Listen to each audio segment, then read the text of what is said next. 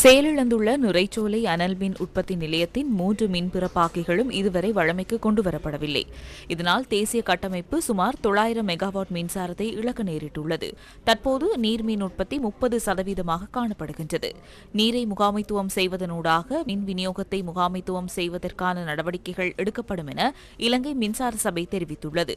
இதனிடையே கடந்த ஞாயிற்றுக்கிழமை நாடளாவிய ரீதியில் ஏற்பட்ட மின்தடை தொடர்பில் முழுமையான அறிக்கையொன்றை வழங்குமாறு இலங்கை மின்சார சபையிடம் பொது பயன்பாடுகள் ஆணைக்குழு கோரியுள்ளது.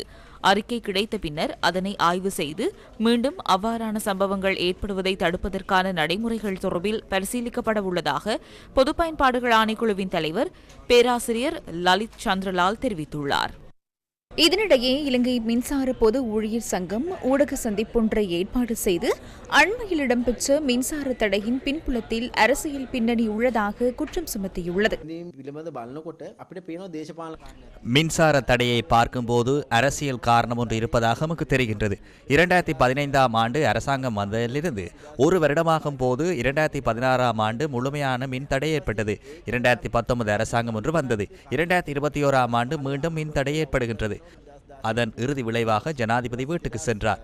அதன் பின்னர் அவர் வீட்டுக்கு சென்றதுடன் நியமிக்கப்பட்ட புதிய ஜனாதிபதியின் காலத்தினுள் மீண்டும் 2022ஆம் ஆண்டு நியமிக்கப்பட்ட ஜனாதிபதி இருக்கும்போது 2023 மின் தடை ஏற்படுகின்றது. தற்போது புதிய ஜனாதிபதி நியமிக்கப்பட்டுள்ளார். சில மாதங்கள் செல்லும் போது இந்த அரசாங்கம் தொடர்பில் முழுமையான மின் தடை ஏற்பட்டுள்ளது. கட்டமைப்பொன்றை கொண்டு வந்து சிஸ்டம் ஒன்றை கொண்டு வந்து பில்லியன் தொகை செலவு செய்யப்பட்டுள்ளது. இது தொடர்ச்சியாக இடம்பெறுமாயின் இது பாரிய பிரச்சனை ஒன்றாகும். பாரிய தொழில்நுட்ப கதையை கூறி இதனை மறைப்பது வளமையானது.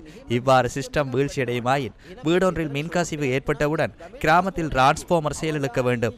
முக்கிய கட்டமைப்பொன்றை அலட்சியப்படுத்துவது என்பது கடமை மீறலாகும். இது ஒரு பாரிய குடியியல் குற்றம். இதனுடன் தொடர்புடைய பொறியியலாளர்களை பணி நீக்கம் செய்து விசாரணைகளை மேற்கொள்ள வேண்டும்.